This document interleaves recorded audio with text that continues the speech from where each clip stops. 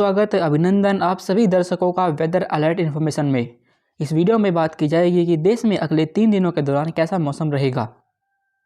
इस समय आप देख सकते हैं कि जम्मू कश्मीर के ऊपर एक WD दिखाई दे रहा है, पर लेकिन ये सिस्टम इतना स्ट्रॉन्ग नहीं है कि पहाड़ों के साथ साथ मैदानी हिस्सों पर भी मौसम को प्रभावित कर सके। पर फिर भी इसके प्रभाव की वजह से जम्मू कश्मीर, हिमाचल प्रदेश और उत्तराखंड पर कुछ बारिश और बर्फबारी देखने को मिलेगी। बारिश और बर्फबारी की जो गतिविधियां होंगी वे जम्मू कश्मीर के हिस्सों पर अपेक्षाकृत अधिक रहेगी। इसके प्रभाव से जो भी सिस्टम बनते थे मैदानी हिस्सों पर वो नहीं विकसित होगा, क्योंकि अगर ये सिस्टम काफ़ी स्ट्रॉन्ग होता तो उसकी वजह से एक चक्रवाती हवा का क्षेत्र पश्चिम राजस्थान या फिर पंजाब के ऊपर बनता, जिसकी वजह से मैदानी हिस्सों पर बारिश होती।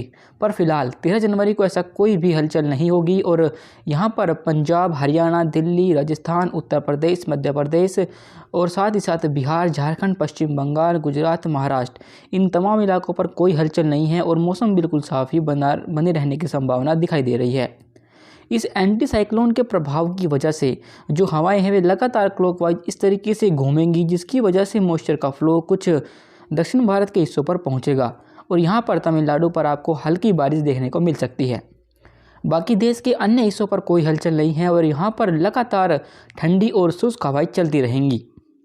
आगे बढ़ते हैं और 14 जनवरी के मौसम को देखते हैं।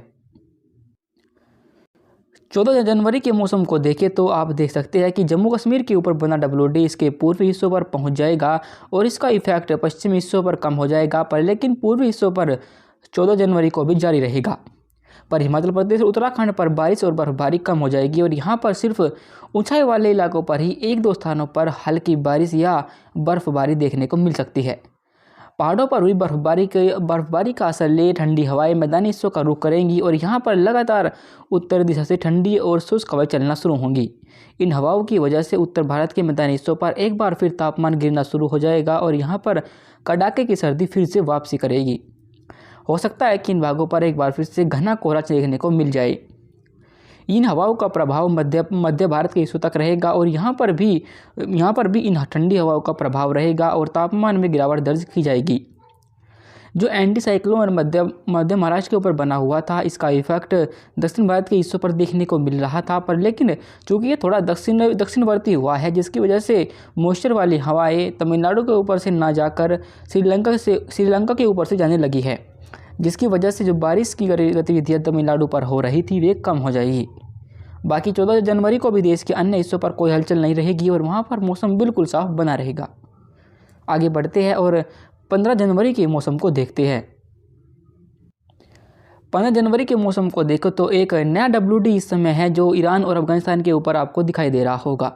ये सिस्टम भी धीरे धीरे पूर्वी दिशा की तरफ आगे बढ़ेगा, पर लेकिन ये सिस्टम कितना स्ट्रॉन्ग रहेगा इसके बारे में भी हम आपको लगातार अपडेट करते रहेंगे। पहाड़ों पर हुई बर्फबारी का असर लिए ठंडी हवाएं मैदानी हिस्सों पर 15 जनवरी को भी चलती रहेंगी, जिसकी वजह से यहाँ पर लगातार तापमान में गिरावट दर्ज की जाएगी। ये हवाएं ना सिर्फ उत्तर भारत के हिस्सों पर बल्कि मध्य भारत के हिस्सों पर भी अपना प्रभाव दिखाएंगी और यहाँ पर भी तापमान में कमी दर्ज की जाएगी।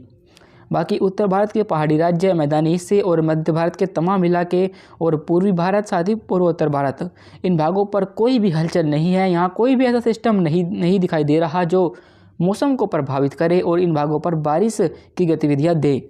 दक्षिण भारत के हिस्सों पर भी बारिश की गतिविधियाँ कम हो जाएगी और यहाँ पर भी मौसम बिल्कुल साफ बने रहने की संभावना दिखाई दे रही है। अभी फ़िलहाल वेदर अलर्ट इन्फॉर्मेशन में अभी के लिए बस इतना ही। वीडियो अच्छी लगी हो तो लाइक करें और मौसम से जुड़े अपडेट को जानने के लिए यूट्यूब पर हमारे चैनल को जरूर सब्सक्राइब करें। धन्यवाद।